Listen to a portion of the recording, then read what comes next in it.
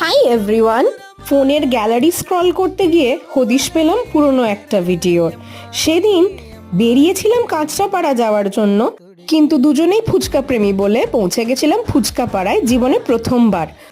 অনেক দোকান দেখে শেষটায় তিয়াশা ফুচকা স্টল থেকে আমরা খেয়ে নিয়েছিলাম chicken fuchka, jelly fuchka, egg fuchka আর চকলেট ফুচকা। ফুচকার স্বাদ সম্বন্ধে আলাদা করে কিছু বলার নেই, কারণ আমাদের দুজনের ফেসিয়াল এক্সপ্রেশনই তা পুরোপুরি ব্যক্ত করছে। আর হ্যাঁ, এটা কিন্তু জেনুইন রিভিউ, কোনো প্রমোশন নয়।